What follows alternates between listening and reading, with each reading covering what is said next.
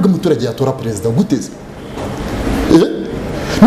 byonyine n'umuyobozi w'umudugudu ntazi kumwanariza ngo avuge ati umuyobozi w'umudugudu ariko byibuke neza urebe ukuntu ubujiji butuma njye nta kwemera amatora ni ukuvuga nashyiraho abantu bake batora nyine uribuka twiga za segonderi iyo twajyaga gutora duwaye ubuyobozi burangayeho gato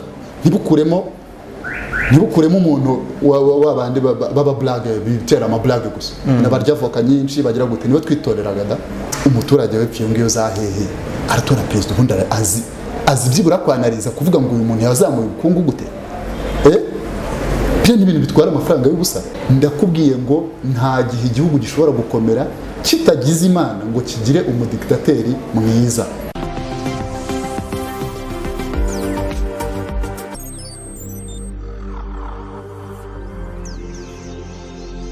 Njye ntabwo nemera amatora ya perezida.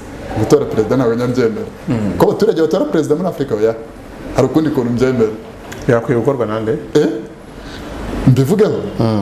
Ubundi ntabwo abaturage reka nkaho nari mpereye muri Ethiopia. Ntabwo abaturage bagakombye gutora perezida.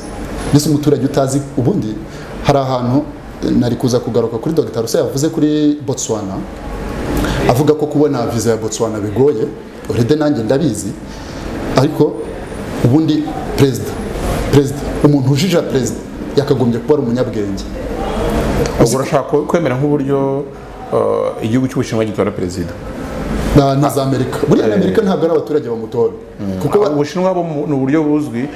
Ishyaka rya gikomuniste ry'Abashinwa ni ishyaka rimwe rukumbi riba mu Bushinwa ariko kuri bamo ntugire ngo ni buri wese uribamo. Uribamo ni umunyabwenge, ni umuntu w'umujeni rwose kuko urumva reka tuvuge umuntu utabasha kwanariza ubundi ku kantu ka mbere ngiye kugira ngo abe perezida ni kuba uzi neza ububanyi n'amahanga, kuba uzi bana ugatindaho cyane, kuba uzi neza umemoriza neza ububanyi n'amahanga. Umuturage we pyo ngiyo zahehe aratora perezida ubundi azi byibura kwanariza kuvuga ngo uyu muntu yazamuye ubukungu gute. Byo n'ibintu bitwara amafaranga y'ubusa. Nyine none kugira ngo none ntabwo wemera demokarasi wowe. Kuko demokarasi igisobanuro baduhaye ni ubutegetsi bw'abaturage bukorera abaturage. Mu Faransa dukunda kwita ngo ni la démocratie grecque. Kemera ka demokarasi y'abagerekere yo kwiri isi. Nubwo igisobanuro mu gushyirwa mu bikorwa mu buryo butandukanye. Ariko demokarasi y'abagereki nyine iri kuyobora isi kugeza uyu munsi isobanurwa nk'ubuturage nk'ubutegetsi bw'abaturage bushyirwaho n'abaturage kandi bukorera n'abaturage. Bushobora no gukorwaho n'abaturage ari amatora nyine cyangwa se gutakariza icyizere byakorwa n'abaturage. Ntabwo ubyemera Theo utari wageraho. Uzi ko demokarasi ubwayo ubundi ni colonisation iryoshye. Ngiye guhita mbikwereka.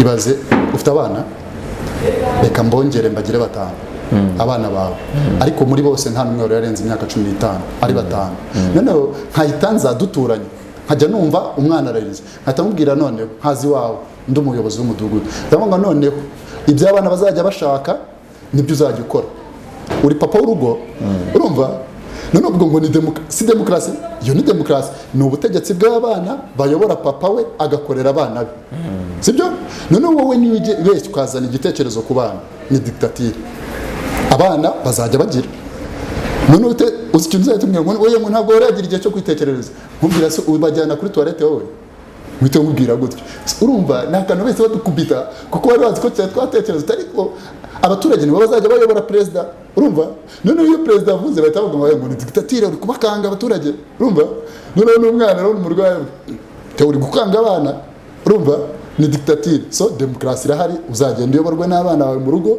nta kibazo none umbwire ko demokarasi nawe utangire byibura ukapurikire ku kantu gatoya batangire bajye bagenda ishuri bagomba kwiga urwo bajye ishuri bajye ahantu bashaka kujya niba bashaka no kurira barire niba bashaka no kumena ibintu mu rugo babimene bari kwigaragambya niba bashaka kwiryamira mu gitondo baryame rwose uzarebe kutapurika demokarasi wawe maze uzabona ubujya kuyapurika mu kindi gihugu mbere yo kuyibwira perezida wawe ukuyobora mu gihugu uzabanze yapurike mu rugo wawe ukore demokarasi urebe ko ka demokarasi gashoboka k'abantu bake mbere yuko uyapika muri miliyoni z'abaturage. So democracy so what?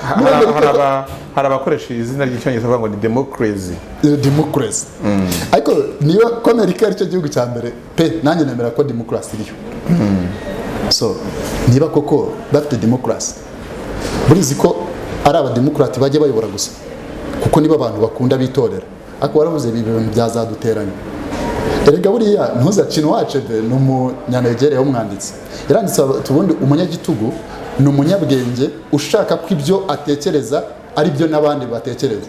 Turashaka kubaka mu nkurikire none hari abantu badashaka kugukurikira ariko batashaka no kugukurikira ntibaguhe n'ibitekerezo ahubwo ni ibicucu n'injiji bo ni ukubirwanya gusa. Wari wahura n'umuntu ngo mujye muri deba nk'ibi bintu byacu bya politike uhura n'umuntu mwajya muri deba akafite nda nk'urwango gusa agahita ukumva nta kintu ari kukubwira gifite fact. So ni ukugira bakurwanye gusa. So what? None ngura mwihorera ngo ubwo ni democracy for what? Nta democracy irimo. So nshaka kumva neza nk'ubwo Amerika bo wemera ko icyo bafite ari demokarasi cyangwa ni icyo bita demokarasi? Ni ukuvuga bafite demokarasi iteguwe urumva itari mu kavuyo. Izacu rero muri Afurika ziri mu kavuyo. Ntabwo umuturage yatora perezida guteze byonyine n'umuyobozi w'umudugudu ntazi kumwanariza ngo avuge ati umuyobozi w'umudugudu. Ariko byibuke neza urebe ukuntu ubujiji butuma njye nta kwemera amatora. Ni ukuvuga nashyiraho abantu bake batora nyine. Uribuka twiga za segonderi iyo twajyaga gutora duwaye ubuyobozi burangayeho gato ntibukuremo umuntu w'abandi baba blague bitera ama blague gusa n'abarya voka nyinshi bagira gute niwe twitoreraga da wa wundi tuzaza ngo kange buri ariko wa mwana uri smart usanzwe ubona afite na rigeri ariko atajenjekera mu mafuti uwo niyo wagira ute nta muntu wamutoraga. So ubundi bwiye abantu ngo nimwikorere ibintu mushaka. Iyo demokarasi use navuga ngo ndayanga no way sinshobora kubyumva. Reka dufate nk'urugero dufate ibihugu byacu byo muri Afurika ubwo n'u Rwanda rurimo ubona we nka perezida yajyaho gute? Right. Ni ukuvuga buriya ujya ubona ukuntu hari inzego bajya batora z'abagore n'iz'abafite ubumuga bahera hasi. So uzarebe abantu bazamukamo niyo muganiriye abenshi mugenda muganira ubona ko ari abantu bafite ukuntu batekereza. Ubundi bakabaye ari nk'abo barepresenting uturere bakajya batora perezida b'abantu nyine munahura ukabona ko ari sage. Hari abantu ngira ngo mu Rwanda iyo nozira hari hotel y'abantu bitwa ngo nabavuga rikumvikana ni abantu ugenda ugasanga tuvuge niba ari mu mudugudu ni abantu badatorwa mu buryo navuga ngo bwa demokarasi bambwiye kuko uvuga ati kanaka rero hano hari umwarimu kanaka ni directeur w'ikigo cyahariye hirya turi mu mudugudu hanyuma uriya directeur rero turebye ibitekerezo bye buryo dufasha hano agiye mu abo bantu bavuga ari kumvikana yajya dufasha kureba ese abana hano imihanda bacamo ikorwe gute uwo mukata bamushyiramo bakata bareba kanaka n'umwenjeniyeri asajya dufasha cyo gutekerezwa by'imihanda ntabwo kubaza ibintu bya bije byinshi ngo tubibaza abantu batabyumva baza ngo hariya ngo hakeneraga amabuye amakamya ngahe uriya n'enjeniyeri arabyumva imibare y'ibijyanye n'ubwubatsi arayumva. Hanyuma kanaka rero n'umucuruzi we noneho anafite kenkayuri ibijyanye n'ibiciro bya sima n'indi bikoresho by'ubwubatsi azabidufasha. Ni nk'uko byumva right. Urumva usiko ari abantu bajya bikorera imihanda muri quartier ubabwira badategereje ubuyobozi ndetse yasanga nk'amazi ameneka ukabona aribwirije arayafunze ariko hari n'umuntu ukubwira ngo muri bya leta bana so what? So hari umuntu utari wagera ku rwego rwo kuba nyine yata none ubundi perezida yakagombye kujya kwiyamamaza akajya imbere y'abo bantu bati nge nzakora ibi bakambwira ati ahura abeshya bati ntabwo kubera ko babasha no gutekereza no gusesengura ibyo babwira ibyo aricyo bati umuhanda wo mu kirere uca hejuru y'ikivu kusaba miliyari 7 tukaba dufite budget ya miliyari 3 none ubwo akaba ari budget z'imyaka 2 nta kintu na kimwe gikozwe byashoboka bite abatebaya ahora tubeshye va ibwiriza rwose agatebe hasi urumva. So ariko none abaturage ubabwiye umuhanda uwo nta wundi umuhanda uca hejuru ati tujye duhuza turere gutya duciye hejuru y'amazi ati direct bakaguhisha isobati buriya ntuze ko mumbazaho ndabaza abanyamakuru mugira iyo navuze akantu bivuga ngo kavuga neza ngo nkumve so iyo baza kurekura ntuza mu matora hari y'ubushize hari umuntu w'umukomediye iyo baza nko kumurekura ngo urebe amajwi agira so uravuga mu Rwanda nushaka kuvuga mu Rwanda cyangwa uvuge no mu Bugande nta kibazo ariko ikizaho nuko ari umukomediye so ariko please iyo demokarasi ntabwo nyemere hari abavuga benshi bati nkuko ugeze kuvuga mu mashuri batora doye hagati umutore turebe umva ukuntu bigenda buri muntu wese ajya avuga ngo atongora katanuza ndigiye ngo atazabura nijwi nawe ukajya ubivuga gutya umuntu ukabona aratowe igihugu kikaba kirarangiye kirarindimutse burundu hanyuma nkurikije ibintu uri kuvuga ushobora kuba wemera dictature dictature ndi kuvuga reka mvuga izavuzwe ku isi ngiye kubwira nk'eshanu ibihugu byinshi bivuga ko Ubushinwa buyobowe na dictature ya Xi Jinping nyakwigendera perezida Gaddafi yari umudictateur uzwi abaperezida nka ibihugu vuga Singapore umuntu wubatse Singapore bamwita Lee ni umudictateur mubi cyane hari ibindi bihugu n'ubundi byagiye bitera imbere vuga nyakwigendera hano hirya umaze gushyira igihugu cye muri low middle income countries hano muri Tanzania Dr.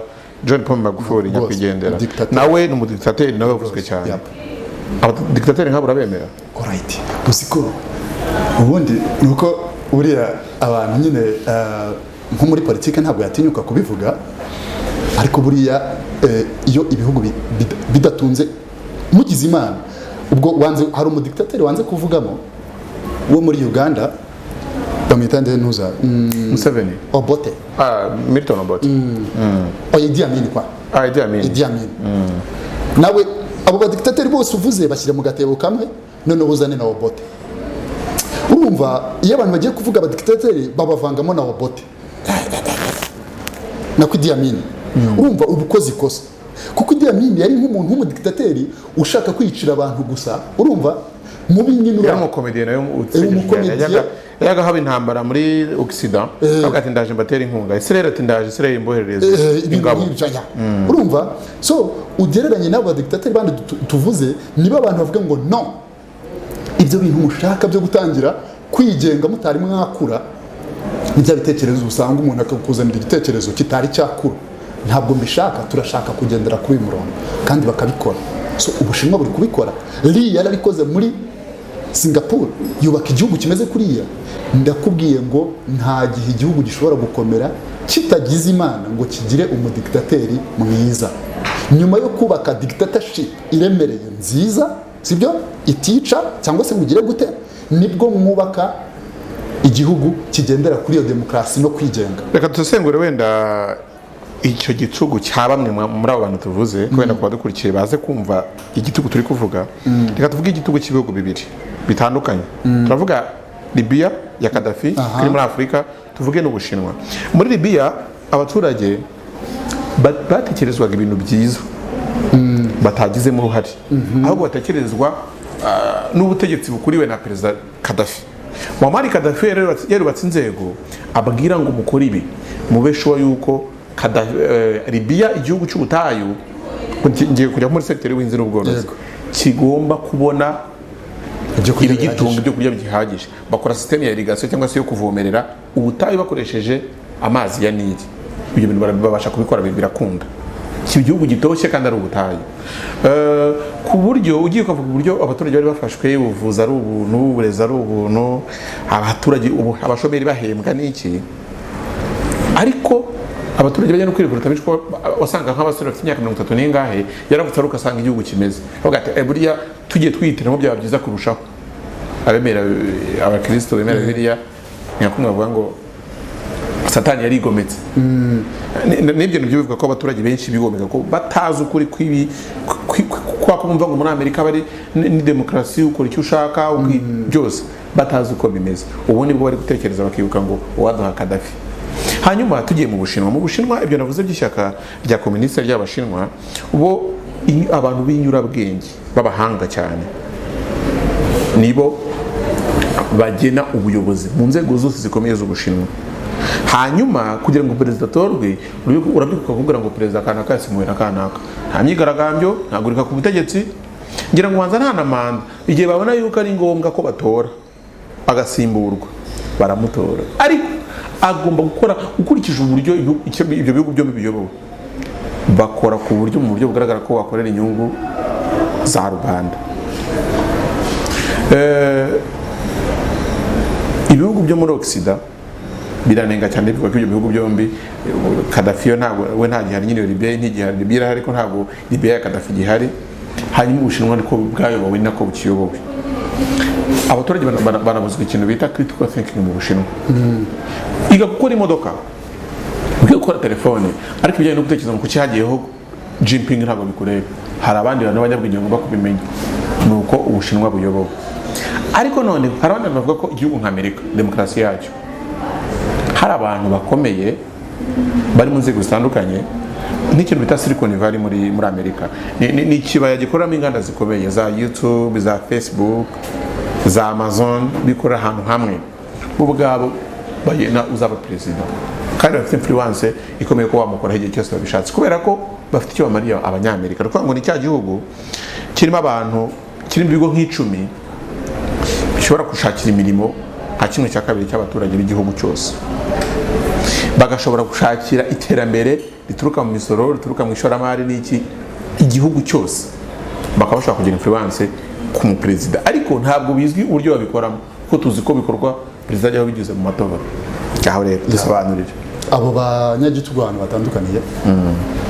Urumva ukuntu unavuze na Silicon Valley n'ukuntu ibyo tuvuge ko abifite aribo bagena perezida wayobora Amerika, ariko ntitubizi ukuntu bigenda, twe tuzi ko batora.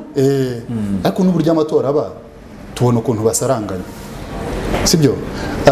Ariko urebye ikintu abazungu badushukishije, uvuze ikintu cyo gusaranganya cyo ugisobanureho neza.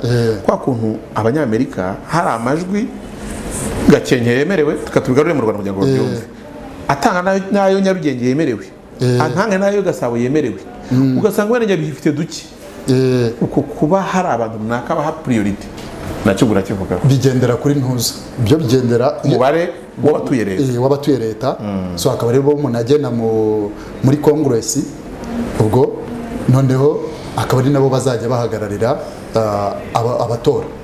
So wumva ukuntu babyubatse, kandi ibintu bimaze igihe. Buriya Amerika ni igihugu kiri fonde, niyo mpamvu gikora ibintu bigakunda. Niyo mpamvu nakubwiye mpakana amatora ko ntemerera gutora perezida. Ni ukuvuga ngo igihugu baragiye baragifonda, naho ibindi bihugu tugashaka guhita tubagenderaho kandi cyo kiri fonde, kugira ngo Amerika ibe uzi ko hapfuye abantu. Ubundi nta munyamerika uri hariya, nubwo bose bavuga ngo ni abanyamerika, sibyo? Igihugu cyari gifite abaturage bacyo, gifite abaturage. Noneho haza iriya nkundura y'amadini mu Burayi imaze kuza, haza abanyamerika, abazungu, harimo abongereza, abataliyani, bose batangira bahunga iyo nkubiri yo kutumva. Ubundi bagenderaga ku idini ribemeza, ariko babona ko idini ritazabatunga, babona ko hari ibintu badashaka kumvikanaho. So baragenda bakora igihugu, ibaza abo bantu bose hahunze abanyabwenge. Noneho mu guhunga baragenda bakora ikintu kimwe, bakora igihugu. Zigeze kuba leta 13, bagenda barwana. Uzi ko bagiye bakica abamerendiye. Remerendiye nibo bundi abanyamerika, nibo bahasanzwe, barabica babakuraho, bakora igihugu noneho gishya bafite imyumvire imwe, bavuga ngo twahunze ibi, ntitubishaka ko bizongera kuba, tugendere kuri ibi. Urumva abo bantu biroroshye kugira ngo reka mbigeranye nka kuriya ujye ubona ukuntu amadini avuka. Niba abakatolike bari hariya, abantu bakagenda Luther King akavuga ati reka dukore abaprotesta uko byanda kose bazagenda bumvikane ku kintu kimwe, nta muntu uzabavangira kuko uzaba urambiwe biriya ugenda ukora iki.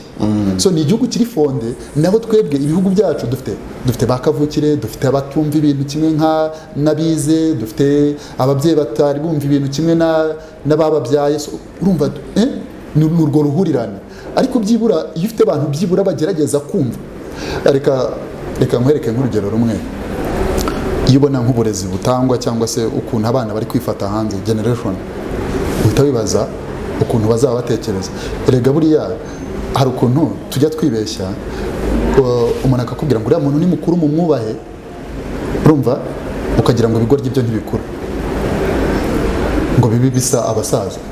So what? Nibikura sibwo nabwo uzajya umbwira ngo njye kubaha abasaza, nabyo bizakura, ntabwo uzambwira kujya kubaha. So ni nka gutyo rero ngo yani mu mwubahe yarakuze. So what? Yakuze ari igiki? Ndamuzi asirayinga utusayidi. So kuba yarakuze bikamunanira atakibasha, ikibuno cyarakomeye atakibasha kukikinyonga, ntabwo ari igisobanuro cy'uko yabaye umuntu mukuru akaba yarazanye imva akaba ari umuntu muzima. Nibyo bintu turera. So uko byagenda kose nta kintu bizatanga. Reka mvuge rero kuri dictature wavugaga ya Libya na ntuza n'Abashinwa. Naganiriye n'Abanyalibiya babiri nyuma yuko Gaddafi yicwa, ndababaza ariko twahuriye i Kampala, ndababaza nicyo kibazo cyabaye kugira ngo Gaddafi agire mu mwice kuriya kwa. Yarambwiye ati rero Gaddafi yari umuntu mwiza, atariko yadufataga nk'ibyana by'inyoni. Ibyana by'inyoni biba mu cyare, noneho nyine ikajya kubizanira icyo kurya, ikabwira ntimuvaho muri. Icyo kintu cyarababaje gusa. So ubundi muri kamere ya muntu nuko abantu batabizi psychology mu buryo bw'ubwisanzure. Ni kuvuga reka nk'ejo ni muri covid, njyewe ubwanjye njya nirirwa mu rugo ndi gusoma ibitabo, n'ejo nkahirirwa, n'ejo ndi nkahirirwa, ariko nta kibazo. Ariko iyo hari itegeko wambwiye ngo ndi mu lockdown, n'isaha imirananira, urumva. Nicyo kintu rero, urumva, nicyo kintu cyateye Arab Spring. Ni nacyo kintu abo perezida ba Afrika bajya bibeshyaho. Urubyiruko, sibyo? Urubyiruko rwo muri ntuzara rwo mu Barabu n'urwa Afrika ntabwo rugikeneye ko perezida ajya kuvuga ngo twabohoye igihugu, ngo twabakishije ingo y'ubukoloni, twafashe igihugu gutya. No way. Umuntu uri kubibwira afite imyaka 20, ibyo bintu warwanye ntabyo azi. Noneho nunabimubwire ikintu gisekeje, nkatwe twize psychology umenya aritwe tubyumva neza.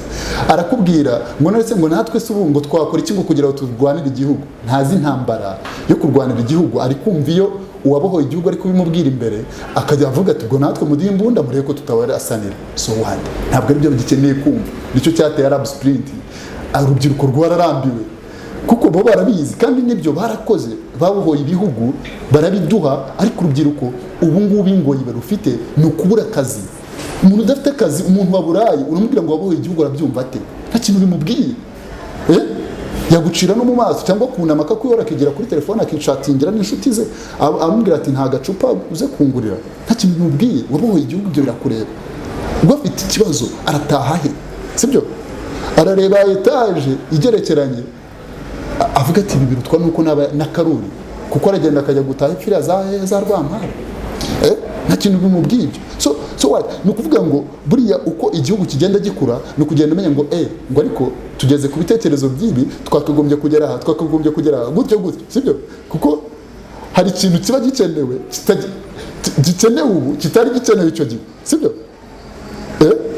Urubyiruko rero barabibwira ati ariko twabarwanyeho tugira gute? So what? Urubyiruko ruravuga ati ariko ibyo bintu ntabyo tuzi. Aravuga muri Arab Spring mu Barabu, sibyo? Nibyo ndi no kukubwira no kwa Gaddafi. So what? Abantu bakomezaga kumwubaha bavuga bati so wadukijije ibi, ariko bwa ni abakuru. Abandi kuvuga ati no, dukeneye kwigenga nk'Abanyamerika, dufite amafaranga, sibyo? Ibyo bintu bimunanira kubijera. Noneho atangira, buriya uzi ko yaratangiraga, hari n'abaperezida ba Afrika bamwangaga kubera we yashakaga, ntabwo yashakaga nko kujijisha ngo African Union, ariko ngo ayibere umuyobozi. Mu by'ukuri ubona uretse ikintu cyakunda ko ari nka kuri European Union, urumva, ariko ntabwo ushobora gukora nka Leta Zunze Ubumwe za Amerika. byakunda ko twafatikanya mu bucuruzi, byakunda ko twaca mu zindi nzira, ariko barashaka guca inzira ya gisirikare ati njye ninjye muyobozi. So ntabwo byakunda. Abantu barasobanutse, so abantu basigaye bafite ubwenge. So nushaka kubayobora no nk'abantu batagifite ubwenge uko byagenda kose. Ko urumva noneho cya gitugu cya Kadafi werekane kutacyemera, ni ukuvuga ngo ntabwo yabashije kukimanaginga. Ni ukuvuga nemera ubundi dictatorship hari ukuntu uzarebe no mu buzima busanzwe turakagira, dusa n'ababalansinga, ubalansinga. Ibyo bintu utabizi ni ubwenge buke, kandi uko byagenda kose bitari kugaruka.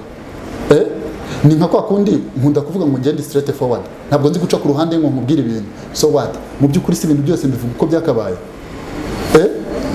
So what, urabimanaginga ukamenya ikintu cyo kuvuga, so urakivuga hehe, urabigenza gute. So nibwo controlling. Iyo udafite umuyobozi umeze gutyo, buri gihe uko byagenda kose ibintu biragongana. Nese ubundi ujya ubona mu Rwanda y'abantu induru zigeze kuba z'abantu ba mituweli bakagurishirizwa amahene, uzi ko izo nkuru zagiye zivugwa cyane, ukarinda no kubita umuntu ntawe bwatanze mituweli. Biri ubundi ni ukunanirwa kuyobora, biba byakunaniye. Ntabwo ari igisobanuro cy'uko abantu batatanze mituweli. Ni ukuvuga wowe ubundi mu bitabo nyasobanuro ndavuga ngo umuyobozi agomba kuba umwarimu akaba n'umuyobozi at the same time. Niba utazi kwigisha, niba utazi gukora icyo twita propaganda ngo winjize abantu mu kintu bacyemere nk'ukuri niyo kitaba ari ukuri kugira ngo uzabageze aho ushaka, wowe ntabwo uri umuyobozi, byarakunaniye.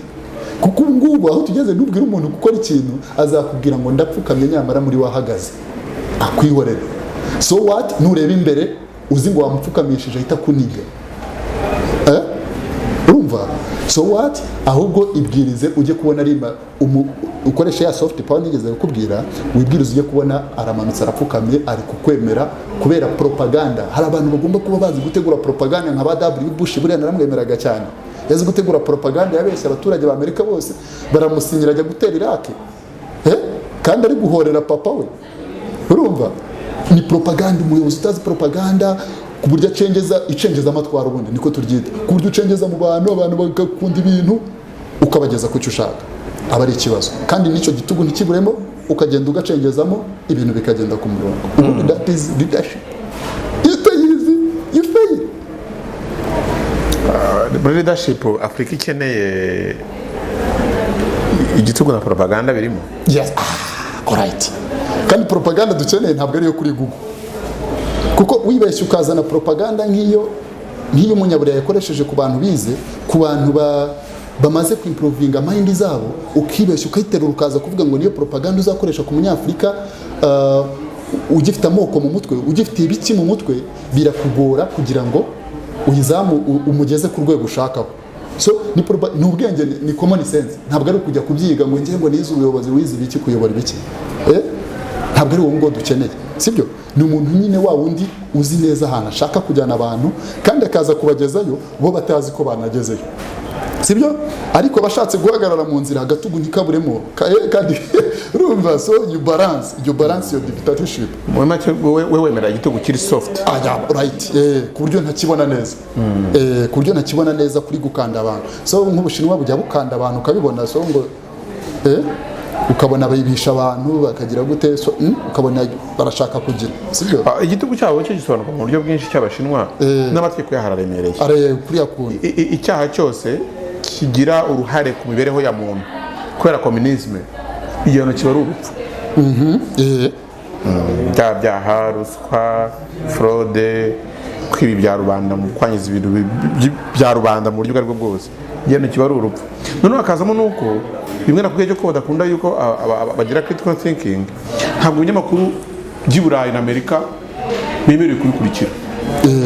Ni ukuvuga ngo Facebook, ariko harimo akantu kandi k'ubwenge. Facebook na Twitter na WhatsApp ntabwo umushinga wemerewe kubyakisesinga. Ubyakisesinga ni umunyabwenge gusa, kandi leta irabizi ko babyakisesinga abanyabwenge. Bahagarara ku kantu, bahagarara aho ngaho Theo, mbitubwiraho akantu gato kugira ngo uhite ukomeza.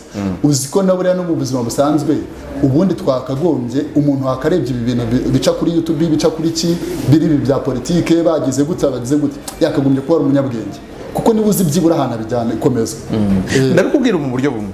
Hari ikintu bita VPN ku babitabizi wenda, ni uburyo bukwemerera kureba ibintu nyine leta cyangwa se abahanga mu by'ikoranabuhanga babujije kureba. VPN rero Ubushinwa nibo bakiriya cyane ba VPN leta, kandi ni ukuvuga ngo ishakira VPN abanyabwenge babasha kumenya, kuko urumva ugiye ukareba ugasanga ibigo bikomeye byose mu Bushinwa bifite Twitter, bifite Facebook pages, ariko leta ntiyemera yuko igihugu kigira n'ibigo bya leta y'intara bafite Twitter, bafite Facebook, ariko ntabwo zemewe mu Bushinwa. Ni ukuvuga ngo rubanda ntabwo bagomba gukurikira Twitter, bakurikira Facebook, bakurikira YouTube, bafite ibindi bintu bakoresha byabo by'Abashinwa biri mu Gishinwa. Ariko abahanga, abantu b'abanyabwenge bagomba kubikurikira n'ikimenyimenyi. Leta iraborohereza ikabishyurira VPN, ikabishyura serivisi ibemerera kubibona, ndetse ugasanga ama account y'ibyo bigo ya Twitter, ya Facebook arahari. Bivuga ngo barashaka iki? Yuko abanyabwenge babasha gucukumbura ukoresha izo VPN, bazi n'uburyo babikurikirana, bazi n'uburyo bashaka kubihakinga, babasha kubyaccessinga, ariko babimenye bonyine, rubanda be kubimenya. Nta bintu Abashinwa bazi byo hanze. Ushobora ugasanga umuntu urangije masters mu mateka mu Bushinwa, ntabwo ati perezida wa Misiri n'ubuhe, ntabwo ati Misiri ni igihugu cyahehe, ntacyo azi. Afite masters muri history, ariko history afite y'Ubushinwa ni Mao Zedong, nibyo yakoreye Ubushinwa, ni ya Great Wall of China. Ntabwo ubu bashaka kumenya ngo Misiri ni igihugu cyo muri Afurika y'Amajyaruguru kikoze ibintu cyabayemo piramide. Hoye piramide z'ikise, kandi hari ibintu byabaye mu Bushinwa ugomba kumenya byo mu myaka y'ibihumbi 3 mbere y'ivuka rya Yesu. Uramenya ibyo mu Misiri kubera iki? So bo ibintu byabo babyemerera abantu bitewe n'ibyiciro bagiye barimo. Ongeraho ko kugira ngo bagere kuri ibi bintu hagoyemo abantu benshi, ku buryo biragoye no kugira ngo wemere ntuza yabo. Mao Zedong yageze no kwica abantu barenga nka miliyoni 70, afashe icyemezo cyo ku inyoni. Hari teoriya yavugaga Mao Zedong yuko umuntu umwe upfuye azize ubusa, ari inzirakarengane, ni mwinshi cyane, ariko abantu miliyoni 10 bapfuye mu Gifaransa bita evil. Evil ni ukuvuga ngo ni muri make abantu bagirira nabi igihugu. Abantu ba evil ibihumbi miliyoni 10 bapfuye, nta kibazo, ni byiza. Ariko umuntu umwe upfuye azira ubusa ari umunyakuri ni mwinshi cyane. Ni teoriya. Yagiraga agatabo yasohoraga bita Petit Livre Rouge k'amahame ye. Umuturage wese bakajya bakakubaza mu nzira nk'indangamuntu, batakagusangana bakaba banagufunga. None ngiye kubwira ukuntu yishe abantu barenga miliyoni za 70 bishwe n'inzara. Urabona inyoni zariye umuceri w'abantu w'abahinzi, ziwuriye aravuga ati inyoni muzice zose. Akira abasirikare barahiga inyoni, bamaze guhiga inyoni, bamaze kuzica, ubukoko inyoni zaryaga bwose ahubwo abari bwo burya umuceri mwinshi, noneho gutera n'amavirus. Abantu barasonze, barapfa, babona ko bakeneye inyoni ahubwo. So ni kuvuga ni kwa kundi dictatorship isaba n'ubwenge buhanitse, isaba navuga ninza kubivuga gutya agatsiko k'abantu runaka udategeka, ariko nanone baremereye mu myumvire, mwicarana bakagucarenjinga, noneho ugashyira mu bikorwa ibyavuye ku gatsiko gato abantu batanazi, ariko ukabuzi ko bizeye muri systeme y'ubuyobozi bwa kera mu Rwanda, nkaho twitaga abiru. Abiru b'umwami bashoboraga kugenda ikintu runaka kigomba gukorwa, bakakivugana n'umwami, umwami agaca iteka, umwami akaba ari we ugipronounce. Ubundi niko byakora, kandi ubwami kera mu Rwanda bwari igitugu. Ubundi si ubwami budutwaye iki? Uretse demokarasi, mbese ubundi ubwami si ubundi byari iki? So kuguma ku buyobozi, so what? Ni ubwami nyine, ntacyo byatwara abantu. So utazi ubundi muri Afurika ukurikira mu bihugu nka kugeza muri kano karere, Uganda nifite umuyobozi umaze igihe kirekire, barimo n'abandi muri Afurika bamaze imyaka za 40. Ikibazo muri Afurika ifite ni igihe umuyobozi amaze ku buyobozi cyangwa nibyo yakoze mu buyobozi. Ntabwo ikibazo cya mbere ari igihe umuyobozi amazeho. ni nako kantu twuriraho kuki west kuki ibihugu byo muri west aricyo byitsaho ntabwo byitsa ntabwo bavuga ngo kanaka ayoboye nabi bavuga ngo kanaka ngo yanze kuva ku butegetsi uzi ikintu baba badushakaho ni kugira ngo gusa bahite baduteranya n'abana kuko bahita batubwira ngo abana nibajye kuyobora ngo rwose noneho uzi nk'iyo umwana agiye kuyobora ngo rwose hagiyeho umujene ni ibintu byiza cyane so what sibyo gusa ikintu gituma umuntu yatsinda ku buyobozi ubundi ni ikintu kiba cyoroshye cyane sometime arareba akabona uko byagenda kose ukuntu yageze ku buyobozi byamusabye kugira ibyo yangiriza kandi ibyo yangiriza ntagire ngo kwa kundi nigeze kubwira ya filosofi yo gupfa ntabwo uba wisha abantu umuntu nyine wica umwe ukagira ngo yagiye ariko byagenda kose abantu bo kumuhorera none uba wabongereye so akavuga ati ko byagenda kose biraza kuri bindi so ubundi kuvaho ubundi byakabaye byiza ariko bya binini nakubwiye nanone by'amatora ntabwo nigeze kubikubwira none Kongo ko yigenga ifite abalisansi 21 ntabwo twe twagera abantu bumva bashaka guharanira kuyobora ibihugu byabo aho kugira ngo baharanire power aho kugira ngo baharanire ubutunzi ngo arashakamo akantu vraiment umuntu ujya kuyobora ashaka Museveni we yigeze no kubasetsa aravuga ati ubundi hakayoboye umukire yigeze avuga ati aba bano bakene mubona bashaka kubayobora barashaka kurya mufite ibibazo ngenda narariye narahaze so urumva ariko nubwo yari blague hari n'akantu k'agafilosofi ukuntu sibyo uvuga byibura tugize imana tukaberwa n'umuntu ushaka ko abantu bashyira hamwe bagakundana bagakora n'ubwo banye n'amahanga ikibi cy'abari abantu batinze ku butegetsi sometime nuko bageraho bagashaka kwikunda kurenza gukunda igihugu batangira kurwana ukuntu bazabaho bo ubwabo sibyo kuko atangira kwiceka byinshi none yatangira kwigarukaho agatangira gushaka kwanga bwabanye n'amahanga nakubwiye ko perezida yakagombye kuba ashoboye so iyo atangiye kubirwanya nuko aba yatangiye kuvuga ngo nzabaho nte nindamuka mvuyeho nubwo nawe ubundi umuntu wese ntekereza kuko kuyobora biranavuna yakagombye kuba yumva yavaho akigenga akinjoyinga ubuzima bwo hanze ariko atangira kubitekerezaho so reka manze mpagarike iyo ngingo Theo manze mubwire kantu kamwe uzambwirira Dr. Rusa sani mbonana uzamubwire ko nshaka kumuha miliyoni 265 akareka kuvuga ibintu avuga uko byenda kose uzi ikintu azagusubiza azayanga uzi impamvu azayanga nuko Dr. Rusa ntabwo ari injiji so azambwira impamvu abanyafurika bo bemera ayo mafaranga kugira ngo bice bene wabo ani nk'abandi uzi bayemeye alright akunda kugaruka akavuga impamvu dufatanye igihugu ngiye nkakureka nkajya mu ishyamba kugutera ngo mba ndi mu mugongo w'umuzungu runaka kuko yanyemereye ibi nimfata igihugu sibyo cyangwa se nanjye nkazamuha ibi ariko we impamvu atabyemera nuko yamaze gusobanukirwa noneho nukuvuga abanyafrika nibagera ku rugero nk'urwo agezeho tuzubaka igihugu ni magambo nkurikije ibyo bintu mbwiye Dr. Rusa muremeranywa yuko abazungu ari babi ariko mukemeranywa yuko ibi biba muri Afrika tubigiramo uruhare kuba turi babi cyane kubarenza kuko twe twemera ikibi tukanagitunga tukanakigendana twebwe cya kibi abantu batubonamo bakaza kukituyoboza